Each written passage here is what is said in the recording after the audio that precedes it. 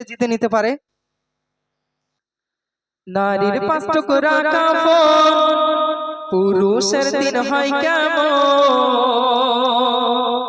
নারীর 5 টুকরা কাফন, পুরুষের দিন হয় কেমন? কেন বলো এমন হলো, শোনো আদমের সন্তান। কেন বলো এমন হলো, শোনো আদমের সন্তান। নারীর 5 টুকরা কাফন, পুরুষের দিন হয় কেমন? কেন বলো এমন হলো, শোনো আদমের সন্তান। কেন বলো এমন হলো, শোনো আদমের সন্তান। জান্নাতি গন্ধম হাওয়া আদম ভুল করে কেউ খেও না, বলছে তোমায় রব্বানা। জান্নাতি গন্ধম হাওয়া আদম ভুল করে কেউ খেও না, বলছে তোমায় রব্বানা। ইবলিসকে ইঙ্গিত করে দেয় তাদের পিছু ছেড়ো না। ইবলিসকে ইঙ্গিত করে দেয় তাদের পিছু ছেড়ো না। চোর পুলিশের খেলা, খেলাই যেন আর সে আলা। না খেলে গন্ধম হাওয়া দয়ার নবী কি পেতাম। না খেলে গন্ধম হাওয়া দয়ার নবী কি পেতাম। নারীর 5 টুকরা কাফন, পুরুষের দিন হয় কেমন? কেন বলো এমন হলো, শোনো আদমের সন্তান। আল্লাহ পাক আল্লাহ তাআলা আদি পিতা আদম আলাইহিস সালাম এবং আদি মাতা আম্মা জান হাওয়া আলাইহিস সালামকে সৃষ্টি করলেন, জান্নাতে প্রবেশ করালেন, জান্নাতি পোশাক পরালেন, বললেন জান্নাতে যত নাজ নিয়ামত আছে সবকিছু ভোগ করো, তবে খবরদার অমুক গাছের ধারে কাছেও যেন তোমরা যেও না, অমুক ফল যেন তোমরা খেও না। কিন্তু শয়তানি অসওয়াসায় পড়ে আদি পিতা আদি মাতা সেই ফলটি খেয়ে ফেললেন। খাওয়ার পরপরই কি ঘটেছিল কবি লিখছেন,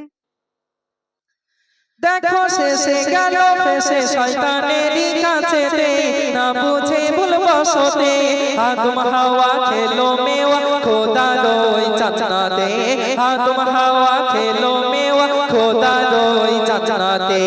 উলঙ্গ হয়ে গেল, লজ্জা বড়ই পেল। উলঙ্গ হয়ে গেল, লজ্জা বড়ই পেল।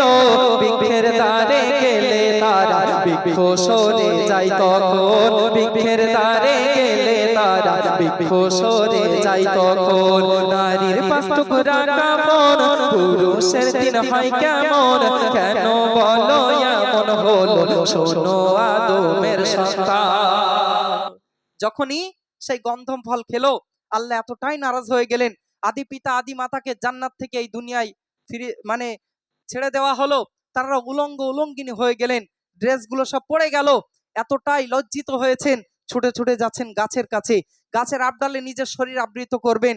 কিন্তু আল্লাহ এতটাই নারাজ হয়েছিলেন, গাছগুলো সব সরে সরে চলে যাচ্ছে, কিন্তু একটি গাছের পাতা দিয়ে তারা শরীর ঢেকেছিলেন। কি সেই গাছ? কবি ছন্দের মাধ্যমে লিখছেন, ইজ্জত থাকিল মান বাঁচালো জান্নাতের এক আঞ্জির গাছ। তাই শুকরিয়া জানালো আজ, 8টি পাতা লাগলো তাদের আদমের দিন হাওয়ার পাত। 8টি পাতা লাগলো তাদের আদমের দিন হাওয়ার পাত। সেই 5 দিনের ব্যবধান, নারী পুরুষের কাফন। সেই 5 দিনের ব্যবধান, নারী পুরুষের কাফন।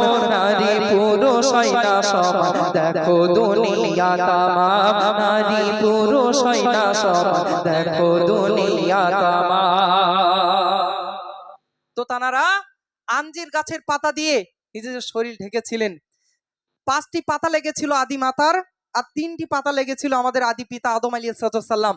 সেখান থেকেই ওই রীতি রেওয়াজ হয়ে আসছে, আমাদের ভেতরের ছেলেরা যখন ইন্তেকাল হয় আমাদেরকে 3 টুকরা কাফনের কাপড় দিতে হয়, আর মা বোনেদের মধ্যে যারা ইন্তেকাল হয় তাদেরকে 5 টুকরা কাফনের কাপড় দেওয়া হয়। আপনারা শুনলেন। এবার আসুন এই গজলের মাধ্যমে দেখুন, অনেক মা বোনেদের যখন সন্তান ইন্তেকাল হয় ছোটবেলায়, তাদের মনে বড় সাধ জাগে যে আমার ছেলেটাকে আমার মেয়েটাকে আমি এত যত্ন করি, এত ভালোবাসি, আমার সন্তানটা ইন্তেকাল হয়ে গেল, আমি নিজে তার কবরটা কি একটু খুঁড়তে পারবো না? আমি একটু কবরের পাড়ে যেতে পারবো না? আমি আমার সন্তানকে আমি নিজে কবরে নেবে আমার সোনামানিককে কপালে চুমা দিয়ে আমি কপালে কবরে রাখতে পারবো না? না, আপনি পারবেন না। কেন পারবেন না? কবি লিখছে শুনুন, বলো এ কেমন হলো নিয়ম, নারী মাটি দেবে না, গোরস্থানে যাবে না। বলো এ কেমন হলো নিয়ম, নারী মাটি দেবে না, গোরস্থানে যাবে না। মায়ার হৃদয় মাইয়া দেখে কান্না তাদের থামে না, মায়ার হৃদয় মাইয়া দেখে কান্না তাদের থামে না। দিতে গেলে মাটি করিবে কান্না কাটি, দিতে গেলে মাটি করিবে কান্না কাটি।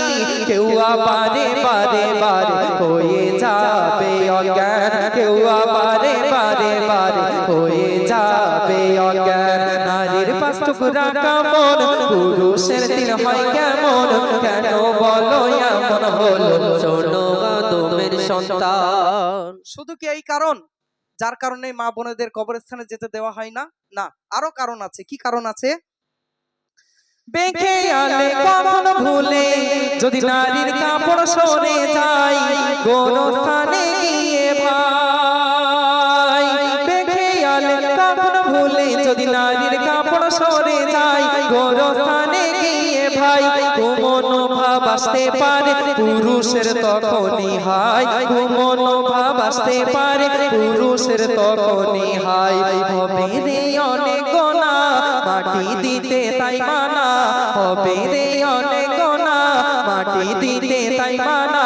করে বর্ণনা আজ শোনো না অধমে বেহান্নান, করে বর্ণনা আজ শোনো না অধমে বেহান্নান। নারীর পাঁচ টুকরা কামন, পুরুষের তিন হয় কেমন, কেন বলো এমন হলো শোনো আদমের সন্তান। তাকবীর দাও, নারায়ে তাকবীর। আচ্ছা আলহামদুলিল্লাহ, তাহলে তোমরা মন দিয়ে শুনেছো তো? আমি প্রশ্নটা ধরি, দেখি কে সঠিক উত্তর দিতে পারো। বলবো? আচ্ছা বলো তো দেখি, আদি পিতা আদি মাতাকে জান্নাতে প্রবেশ করালেন আল্লাহ পাক, তাই তো? জান্নাতে প্রবেশ করিয়ে বললেন খবরদার একটি গাছের ফল তোমরা খেও না। সেই ফলটি কি ফল ছিল কে বলতে পারবে? ওই ছেলেটা, ওই দুটো ছেলে প্রথমবার পুরস্কার পেয়েছো কে? তুমি? তাহলে পাশের ছেলেটা এসো, চলে এসো, এসো দেখা যাক। আশা করছি আমার এই ছোট ভাই সে আসছে, সে সঠিক উত্তর দেবে। এসো তো দেখি। হ্যাঁ মাশাআল্লাহ, এসো সামনে এসো, বলো তো। হ্যাঁ বলো। গন্ধক ফল। মাশাআল্লাহ, একেবারে সঠিক উত্তর দিয়েছে, তাই না? ঠিক আছে, তোমার নাম কি? মাইকে বলো। রাকিবুল সর্দার। রাকিবুল সর্দার, এত হিরো হিরো ভাব দেখছি, বাপ রে বাপ, একেবারে চুল যা কেটেছো আজকেই বিয়ে হয়ে যাবে। নাকি বিয়ে হয়ে গেছে? বিয়ে হয়নি? ও, আমি মনে করছি বিয়ে হয়ে গেছে। বলো এখন তো কোচি আমি, নাকি এক্ষুনি বিয়ে করলে হয়? এখনো লেখাপড়া শিখতে হবে, প্রতিষ্ঠিত হতে হবে। আব্বাজানের নাম কি? জনারব সর্দার। আর তোমার নাম কি বললে? রাকিবুল সর্দার। এই গ্রামে বাড়ি? কোথায় বাড়ি? বাড়ি পবনকাটি। পবনকাটি। এখানে কি আত্মীয়র বাড়িতে এসেছো? কার বাড়িতে? আমার নানার বাড়ি। নানাজির বাড়ি, আচ্ছা ঠিক আছে। এই উপহারটা তোমার জন্য, দোয়া করি আল্লাহ তোমাকে ভালো রাখুক, সুস্থ রাখুক। তোমরা যারা বাচ্চারা আছো তোমাদের ওসিলায় তোমাদের পিতা মাতার মুখ আল্লাহ উজ্জ্বল করুক। আলহামদুলিল্লাহ, শুনলেন আমার কণ্ঠে গজল। তো আমি আপনাদের মাঝে